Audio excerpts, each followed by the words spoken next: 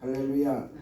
오늘 말씀 마가복음 1장 13절에서 17절의 말씀을 중심으로 해서 한번 해봅시다. 죄인을 부르러 오신 예수님.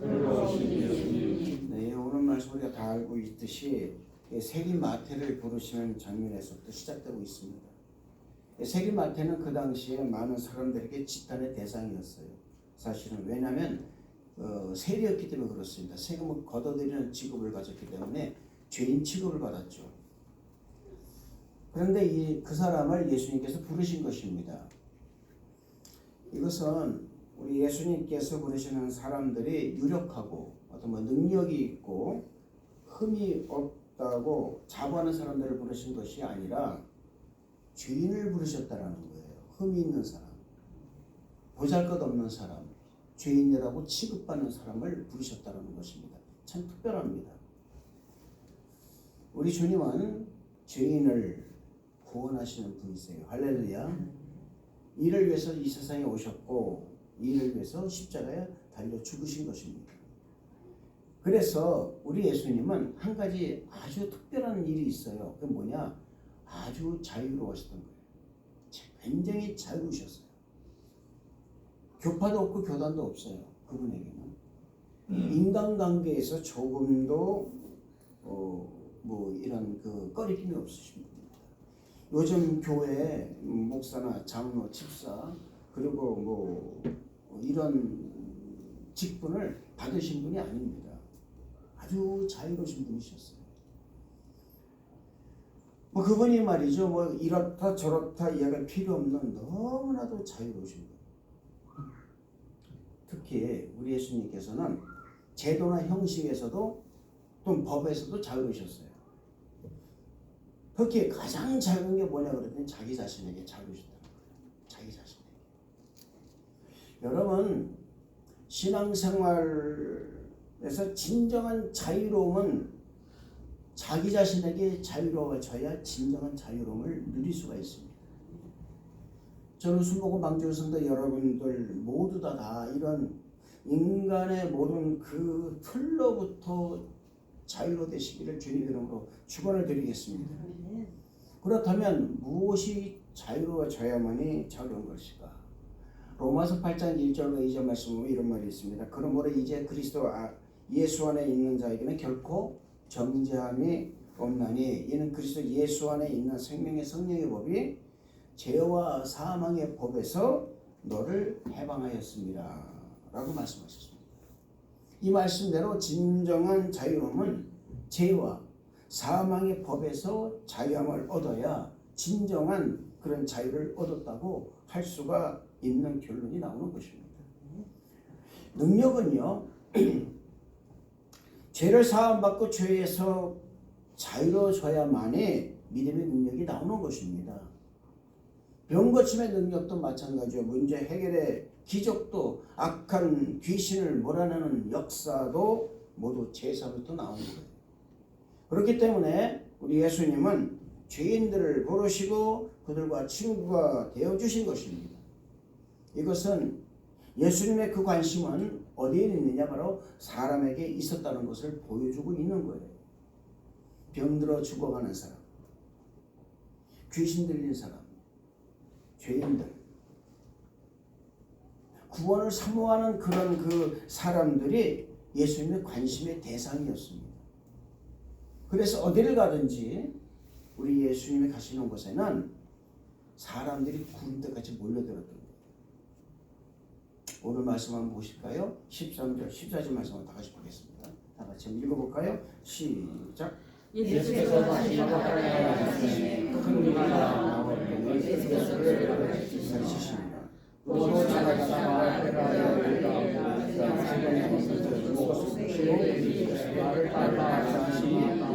말을 따라합니다.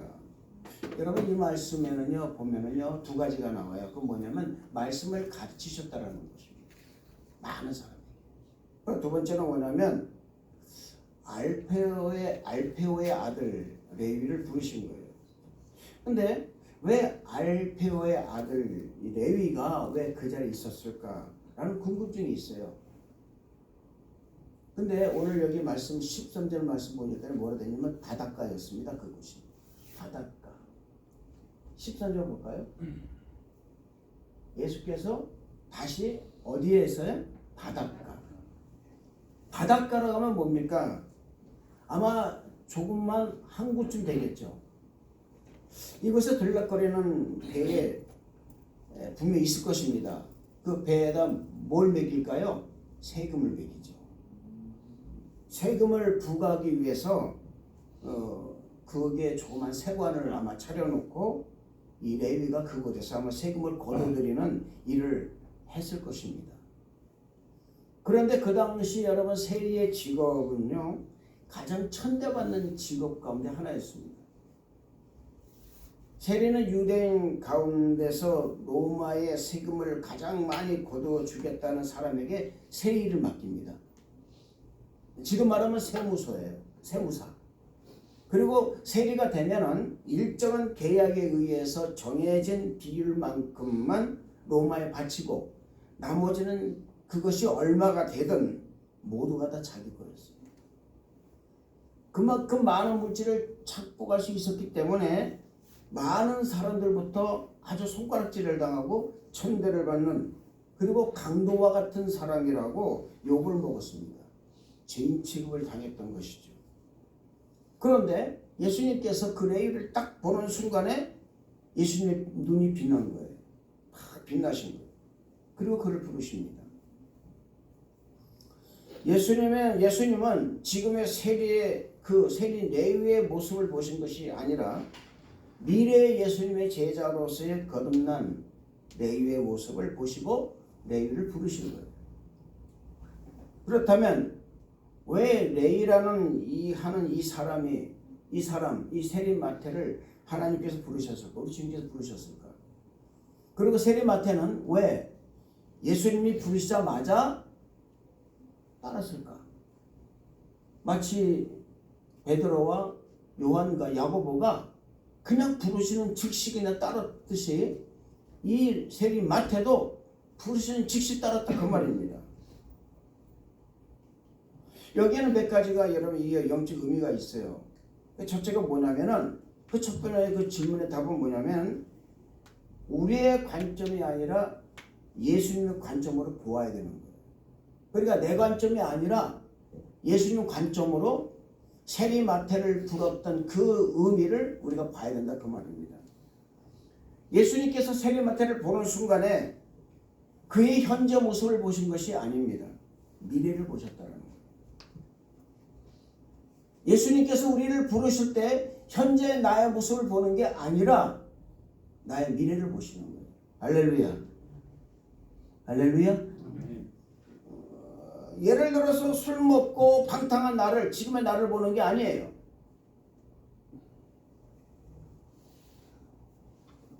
질이 멸멸하고 영향력 없고 아무런 능력이 없는 지금의 나를 보고 나를 부르시는 것이 아니라 나의 미래를 보시고 나를 부르시는 거예요. 할렐루야. 이것이 예수님의 관점입니다.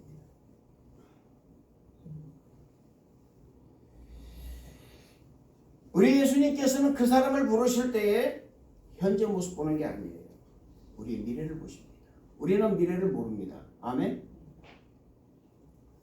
여러분 인간이 미래를 볼 수가 있겠습니까?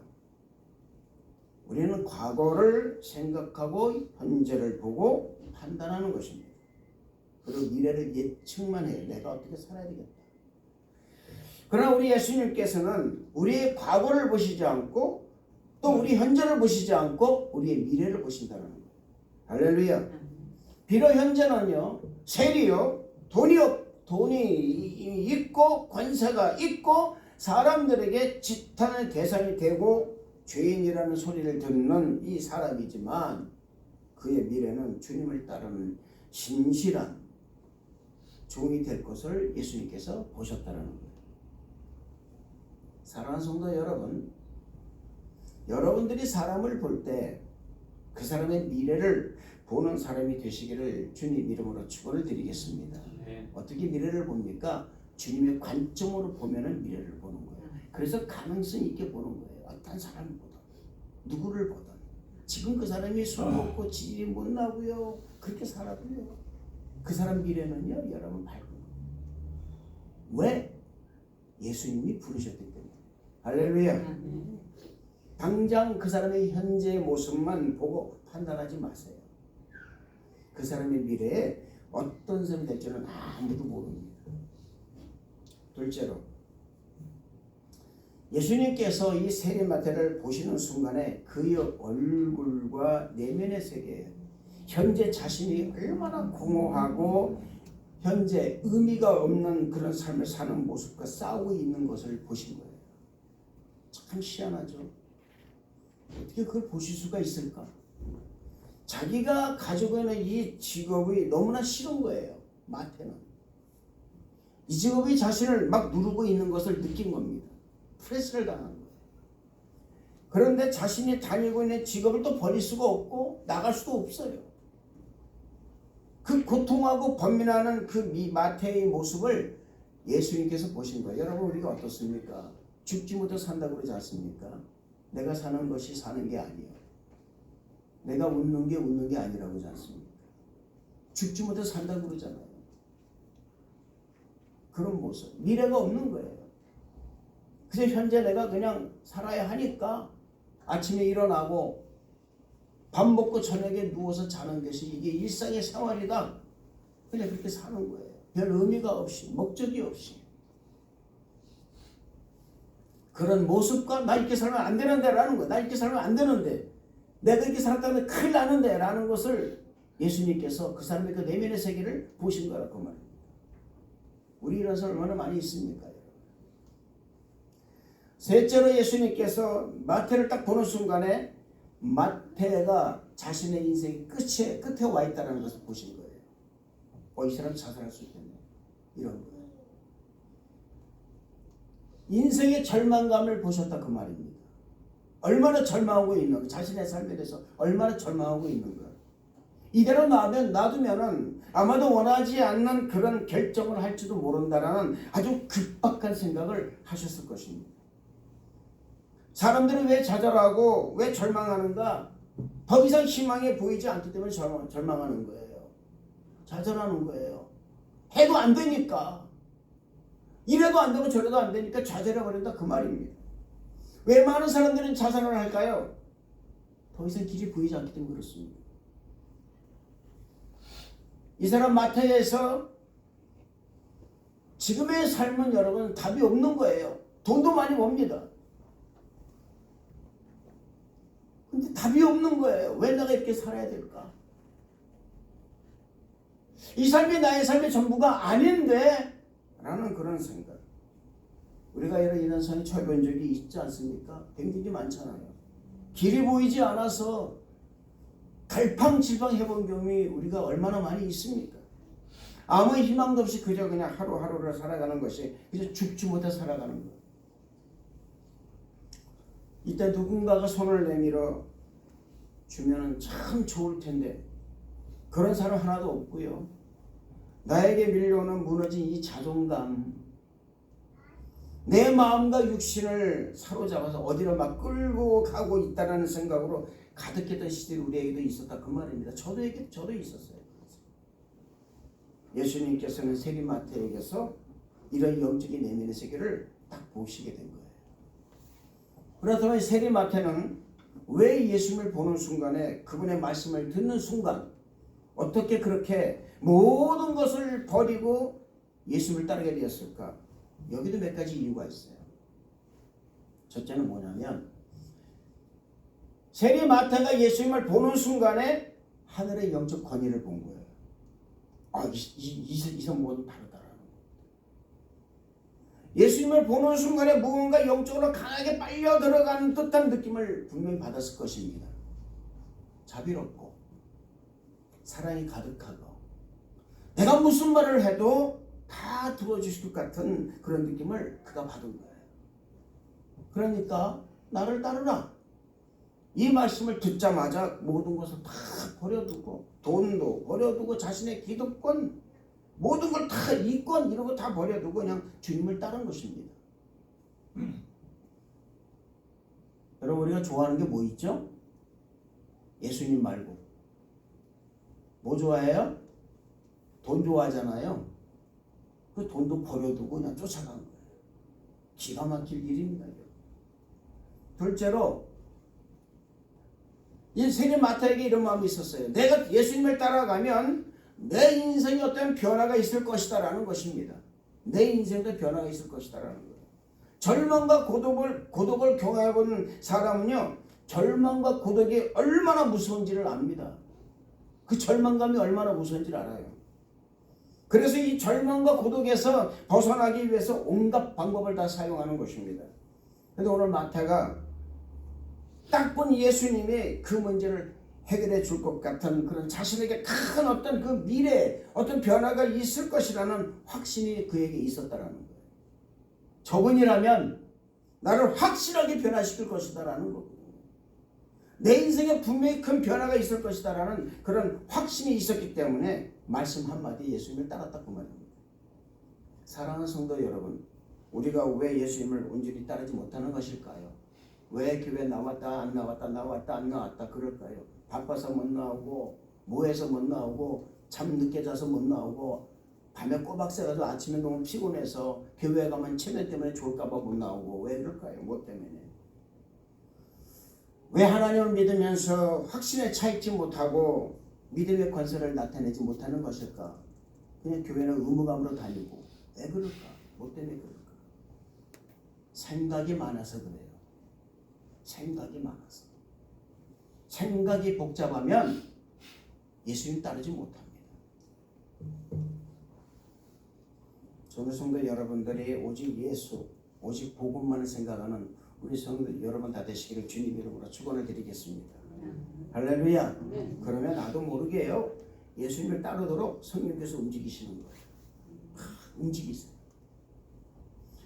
인간 예수가 부르는 것이 아니라 하나님의 아들 예수님이 부르시는 것이기 때문에 그냥 거침없이 따르게 되는 거예요. 헌신하게 된다 그 말입니다. 왜 봉사를 합니까 여러분? 찬양할 때 우리 성도님들 손을 들고 찬양하고 손뼉을 치고 찬양합니다. 왜 그럴까요? 나 하나님 따라가겠다 그 말이거든요. 할렐루야. 제가 우리 찬양팀을 보면요, 금요일날 와서 연습을 하시고 주일날도 이렇게 오셔서 일찍 오셔가지고 연습하시고 왜 그럴까? 뭐 때문에 그럴까? 왜 우리 성도님 아침에 일찍 나오셔가지고 교회에서 막 청소를 한다 뭐 한다 하면서 막 그러실까? 그 이유를 가만히 보니까요, 하나님께 헌신하게 따르기 위해서. 할렐루야. 나도 모르는 거예요. 내가 봉사를 왜 하는지 나도 모른다 그 말입니다. 근데 성령께서 나를 인도하시는 거예요. 그 인도하심이 있기 때문에 나를 하나님을 내가 따라가는 거예요. 주님을 따라간다 그 말입니다. 여러분, 왜 헌신하지 못할까요? 그 이유가 어디 있을까요? 가진 게 많다 보니까 그러는 거예요. 내가 가진 것이 최고라고 생각되니까 그리고 헌신하지 못하는 거예요. 여러분, 우리가 아무리 좋은 직장, 아무리 좋은 사업을 한다 할지라도 그것은 내가 주님을 따르는 것에 비하면 아무것도 아니라는 것입니다. 할렐루야. 세리마태가 예수님의 부르심에 응답하여 그분을 따르는 순간 그를 괴롭혔던 절망감, 불안, 그리고 허무함, 그리고 두려움이 그에게서 사라지고 대신 뭐가 있을까요? 그에게 성령이 충만함과 승리감에, 그리고 그 심령 가운데 하나님의 은혜가 막 임한 거예요. 할렐루야. 저는 여러분들이 이렇게 되실 축복합니다. 이런 마음으로 예수님을 따라가는 사람은요, 행복한 사람이에요. 이보다 행복한 사람이 없다 그 말입니다. 그래서 이들이 무엇을 했을까요? 세리마태가 따라가니까 이들에게 임한 게 뭘까요? 이들이 뭘 했을까? 축제를 했어요. 잔치를 벌였다.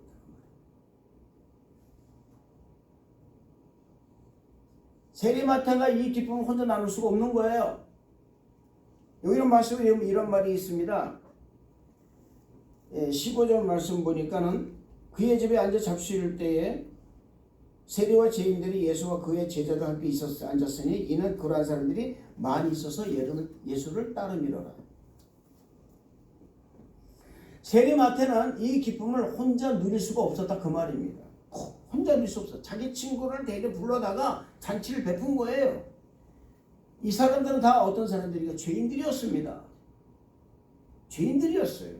범죄자들이었습니다. 같은 직업을 가진 사람들이었어요. 우선 감사한 것이 뭐냐면 이 집 주인인 마태는 형언할 수 없는 기쁨을 누렸다라는 것입니다. 여러분, 잔치를 벌이는 주인이 기뻐야죠. 그 잔치가 아주 즐겁고 기쁜 잔치가 됩니다. 할렐루야. 지금 마태는 너무나 기쁜 거, 너무나 행복한 거예요. 이 행복을 그냥 혼자만 이렇게 간직하고 나만 가져야지 이런 것이 아니었다 그 말입니다. 우리는 대개가요, 이 기쁨을 늘 혼자 가지려고 그래요. 혼자 막 뭔가 하려고 그래요. 이렇게. 나만 가져야지, 나만 사랑받아야지, 나만 어떻게 해야지. 근데 세리마태는 이걸 베풀었다 그 말입니다. 할렐루야. 여러분, 이 사람 중에 세리장에 한 사람이 있죠. 누굽니까? 삭개오. 삭개오는 이런 말도 덧붙입니다. 주여, 내가 만약에 내 마음대로 토소를 하고 남에게 상처를 입혔다면 내가 4배로 물어주겠다고. 와, 믿음의 고백이죠. 수많은 사람, 거기 앉았던 모든 사람들이 전부 다 어떻게 합니까? 너무나 기뻐합니다. 저는 여러분들이 이것이 뭡니까? 바로 이게 무언의 전도요. 그리고 진짜 전도라는 거예요. 죄인들을 불렀습니다. 같은 직업군을 부른 거예요. 그리고 그들에게 잔치를 베풉니다. 너도 예수 믿어라 그 말입니다. 너도 나와 같이 이 행복을 누리자 그 말이거든요. 너도 나와 같이 이런 행복을 누리고 이런 은혜를 받자 그 말이거든요. 저는 이런 모습들이 우리 순복음 방주의 성도 여러분 있기를 주님 이름으로 축원을 드리겠습니다. 할렐루야. 여러분, 아까 말씀드렸잖아요. 잔치를 벌이는 주인이 기뻐야죠. 그래야 잔치가 즐겁고 행복한 것입니다. 잔치를 벌이는 주인이 얼굴에 땡감 씹은 기분하고서요, 내가 왜 이 잔치를 왜 해야지, 돈 아까워 죽겠는데 잔치를 내가 왜 해야지, 그러면 그 잔치는 그냥 축상되는 잔치, 잔치를 망치는 것이라 그 말입니다. 그런데 이 세리 마태는, 이 마태가 베푼 이 잔치는 아주 기쁨의 잔치였다. 마치 천국 잔치와 같았다라는 것입니다. 여러분, 이것이 바로 이상적인 교회의 모습입니다. 교회의 모습은요, 예배의 모습은요, 이렇게 잔치와 같아요. 할렐루야. 요즘 교회의 모습을 보시기 바랍니다. 상처를 너무 받다 보니까요, 풍성한 잔치가 있는 교회의 모습을 지금 많이 없어졌어요. 이런 풍성한 잔치가 있은 지가 너무 오래되었습니다. 더구나 팬데믹 기간 동안에 교회는요, 개인주의가 아주 팽배해졌습니다. 사회적 거리두기라는 이런 것으로 인해서 사람과 사람 사이가 너무 많이 벌어졌어요. 이간되고 이기적이 되고, 네가 말 안 하면 나도 말 안 해. 네가 말하면 나도 말 안 해. 나와 맞지 않아. 차라리 말 안 하고 그냥 신앙생활 그냥 열심히 하면, 나 혼자 열심히 신앙생활 하면 되지. 이런 생각으로 신앙생활하고 또 봉사도 그렇게 합니다, 여러분. 나만 봉사 잘하면 되지라는 생각 가지고 봉사한다 그 말입니다. 그냥 그런 것으로 돌파구를 찾으려고 애를 써요. 이런 사람들이 교회마다 너무나 많다는 것입니다.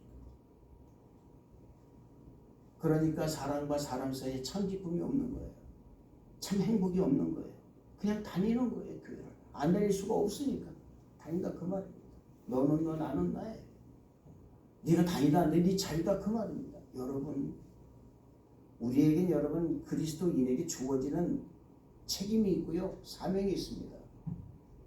정말 여러분들, 당신이 정말로 은혜를 받은 사람이다. 당신이 정말로 하나님의 그 놀라운 축복을 받은 사람이다 생각하면 이 축복의 장소에 다른 사람도, 내 친구도 데리고 나와야 돼요. 짜증을 내더라도, 싫은 소리를 듣더라도 데리고 나와야 됩니다. 그러다가 여러분, 저는 그러다가 제 친구가 끊어졌어요, 사실은. 그렇지만 여러분, 그래도 우리는 복음을 전하는 사람들이 되어야 됩니다. 그래서 이 잔치에 내 이웃을 불러 모아야 됩니다.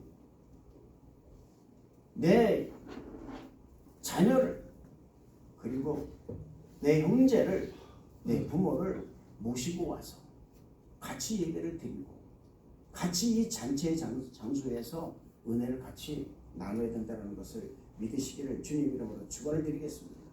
할렐루야. 여러분, 저는 우리 교회가 그런 교회가 되기를 정말 축복합니다. 할렐루야. 기쁨이 넘치고요. 예수님의 인격이 막 드러나고 막 비판보다는 막 포용하는 일이 막 나타나고요.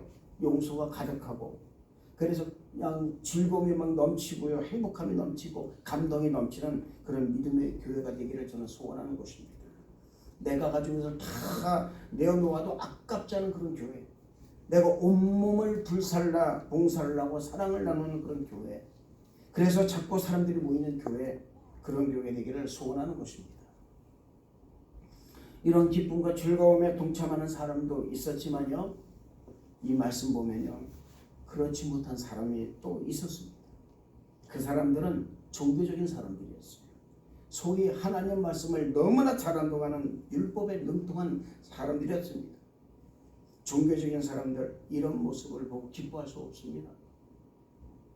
마음이 편하지가 않습니다. 그런 사람들은 자기 이론에 갇혀서, 자기 지식에 갇혀서 세림, 마태가 누리는 기쁨을 누릴 수가 없었다라는 것입니다. 시기가 납니다. 질투가 나는 것입니다. 누가 나보다 좀 더 잘하면요, 여러분, 시기가 나고요, 질투가 나고요. 누가 더 많이 사랑을 받으면요, 시기가 납니다. 누가 더 공부를 더 많이 얼마나 했느냐, 그래서 얼마나 잘 알고 있느냐, 어느 대학을 나왔느냐, 어느 학교를 나왔느냐, 얼마큼 교육 수준을 받았느냐, 이런데 우리는 여러분처럼 목매고 있다 그 말입니다. 그 사람이 직분을 냅니다. 친구도 마찬가지예요. 내 친구가 말이죠, 뭔가 이렇게 좀 잘 돼 있으면요, 그 친구를 통해서 내가 반사 이익을 얻으려는 것이 얼마나 많은지 몰라요. 나는 그런 친구를 뒀다 그 말입니다. 아닙니다, 여러분. 여러분의 진정한 친구는 누구세요? 예수 그리스도 한 분이십니다. 할렐루야. 여러분, 이런 것들이 우리에게 평안을 가져다 주는 것이 아닙니다. 여러분, 말씀드리지만 돈이 우리에게 평안을 가져올 생각하면 지금 나서는 어떻게 하면 돈 벌 수 있을까 생각하면 돼요. 친구가 나에게 평안을 가져다 준다면 어떻게 하면 내가 좋은 친구 살 수 있을까? 라는데 여러분 몰두해야 된다 그 말입니다. 그러나 그런 것들이 우리에게 진정한 평안을 가져다주는 것이 아니라 그 말입니다. 오늘 여러분 15절 16절 말씀은 그걸 말씀하고 있는 거예요. 한번 읽어보시기 바랍니다. 15절 16절 말씀 다 같이 한번 읽어보겠습니다. 시작.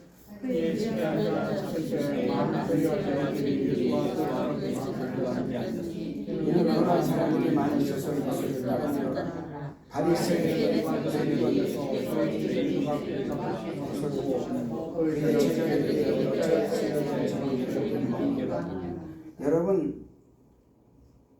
여러분은 어떤 부류에 속하는 사람이겠습니까? 저는 이 말씀이요, 여러분의 가슴을 때리는 말씀 되기를 정말로 축원하는 것입니다. 우리는 똑같은 장면을 보고도요, 한 부류는 기뻐하는 사람의 부류로 볼 수가 있고요, 또 그 장면을 보고요, 시기하고 질투하며 비판하는 부류의 사람을 지금 있다는 것을 알 수가 있다 그 말입니다. 저는 우리 교회가요, 여러분, 정말 우리 교회가 거룩한 믿음의 공동체가 되어서 서로가 소망을 주고 용서하고 사랑하고 서로를 여러분들 리스펙해주고 서로를 위해서 간절히 기도해주는 그런 관계가 형성되기를 정말 소원하는 것입니다. 얼마나 좋아요, 여러분. 얼마나 아름답습니까?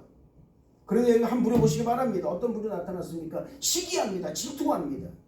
왜 죄인들과 예수가 함께 먹느냐 그 말입니다. 선생님 무슨 일입니까? 이게 무슨 일이에요? 왜 죄인들과 함께 먹습니까? 그 말입니다. 저 사람 나쁜 사람인데 왜 저 사람과 함께 같이 앉아서 식사를 하냐 그 말이에요. 왜 저 사람과 관계를 갖냐 그 말입니다. 저 사람과 관계를 가지면 반드시 피해를 입는데 어찌하여 그렇게 합니까? 많은 사람 욕을 하는데 어떻게 해서 예수여 이러면 안 됩니다 라고 지금 얘기한다 그 말입니다. 여러분, 기쁨의 잔치에 참여한 죄인들을 보시기 바랍니다. 이 사람들은 지금 너무나 기쁨을 누리고 있어요. 그런데 그 사람을 쳐다보는 이 바리새인이나 서기관들은 뭐라고 말합니까? 자신들의 판단에 의해서 정죄된 사람들이야 그 말입니다. 근데 그런 사람들이 지금 천국 제자 참여해가지고선 어떡합니까? 기쁨을 누리고 있어요. 행복함을 누리고 있어요. 그러니까 그걸 보고 시기합니다. 질투합니다. 바리새인의 서기관들이 바로 그렇습니다. 저는 여러분들에게 정말 말씀드립니다. 바리새인이나 서기관이나 율법자들 같은 부류에 속하지 않기를 주님 이름으로 정말 축복합니다. 할렐루야. 10절 읽어보세요. 17절 다 같이 시작. 예수께서 들으시고 그들에게 이르시되 공감하지 않는 자가 없고 공감하지 않으시니라. 나는 이만의 부러운 사람이 자매를 구원하노라 하시니라. 할렐루야. 여러분 바리새인들이나 이 서기관들은요, 그 하는 말을 가만히 예수님께서 들으시고 난 다음에 우리 예수님 말씀하시면 이게 복음의 핵심이에요. 여러분, 우리가 가장 이해하기 어려운 복음의 제일 결정적인 핵심을 지금 깨닫게 해주는 말씀이라 그 말입니다. 예수님께서 이 세상에 왜 오셨을까라는 거예요. 나는 왜 왔을까? 내가 왜 온지 아느냐? 그저 묻는다 그 말입니다. 여러분에게 지금 보세요. 여러분에게 예수님께서 내가 왜 온 줄 아느냐? 라고 물으실 때 뭐라고 대답하시겠습니까? 여러분들은 뭐라고 대답하시겠어요? 내가 지금 왔다 그랬을 때 뭐라고 대답하시겠어요? 그러면 이렇게 합니다. 나를 구원하시기 위해서 오셨습니다. 여러분, 이 말씀의 질문은 딱 이것입니다. 죄인을 구원하시기 위해서 이 세상에 오셨다는 거예요. 할렐루야. 다른 거 아닙니다. 여러분, 내가 건강하다고 생각하는 사람에게는 의원이 필요 없는 것입니다. 제가 의료 활동을 해보지만은 건강하다고 생각하는 사람에게는요, 맥도 안 잡아줘요. 자신이 건강하다고 생각하는 사람에게는 관심이 없습니다. 그런데 어딘가 아파요. 목사님, 아픕니다. 나 좀 치료해 주세요. 나 여기 좀 치료해 주세요. 그랬을 때 그 사람에게는 관심이 기울인다 그 말입니다. 자식도 마찬가지예요. 여러분, 아프다고 여러분 하는 사람에게, 하는 아들에게 가서 손 한 번 더 대죠. 건강하다는 손 안 됩니다. 정말 안 됩니다. 될 수가 없어요. 왜냐하면 건강하다는 내가 가서 뭐하러 맥을 보고 뭐하러 내가 가서 해주냐 의료활동하냐 그 말이에요. 안 해준다 그 말이에요. 이와 마찬가지로 내가 의인이라 생각하는 사람은요, 예수가 필요 없는 거예요. 나는 법 없이 사는 사람이다. 그런 사람에게는 예수가 필요 없습니다. 나는 내가 똑똑하다 하는 사람에게는 여러분 있잖아요. 선생이 필요 없는 거예요. 똑같은 말씀이에요. 여러분. 그런데 우리는 다 병자입니다. 다 죄인입니다. 이 세상에서 자신이 건강하다고 자부하는 사람 얼마나 있을까요? 아마도 장담하고도 저는 한 사람도 없다고 생각합니다. 이 세상에 내가 죄인이 아니다 라고 자부하는 사람이 있습니까? 저는 장담하건대 한 사람도 없습니다. 우리는 다 병자입니다. 다 죄인입니다. 그렇기 때문에 우리에게 예수님이 필요한 거예요. 할렐루야. 예수님께서 사역하셨을 때 기적과 표적과 능력이 나타났습니다. 예수님께서 십자가 못 박히 죽으실 때 그분에게는 고난이 있었습니다. 예수님이 부활하셨을 때 영광이 있습니다. 부활하셔서 40일 동안 이 세상에 계시고 500여 명이 보는 가운데 하늘로 승천하셨습니다.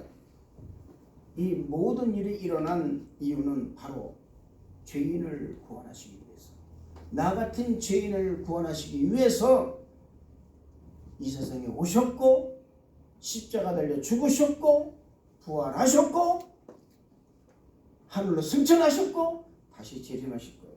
할렐루야. 사랑하는 성도 여러분, 저는 여러분에게 정말 말씀드립니다.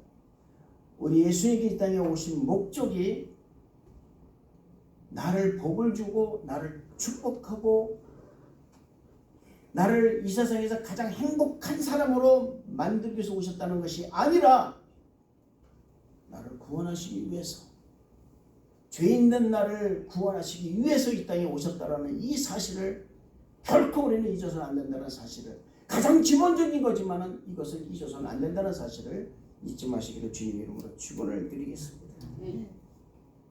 병자를 질병에서 구원하시고 약한 자를 강하게 하시고 죄인을 구원하시고 기적과 능력을 행하신 가장 큰 이유는 바로 죄인된 저와 여러분들을 구원하시기 위해서 베푸신 하나님의 기가 막힌 그 섬김과 사랑에서 비롯되었다는 사실을 잊지 마시기를 주님 이름으로 축원을 드리겠습니다. 기도하겠습니다. 하나님 아버지 감사합니다. 죄인을 부르러 오신 주님을 환영합니다. 인정합니다. 모셔드립니다. 우리 가운데 함께 하시고 은혜를 더하여 주셔서 우리가 예수님이 오신 그 의미를 깊이 깨닫게 하여 주옵소서.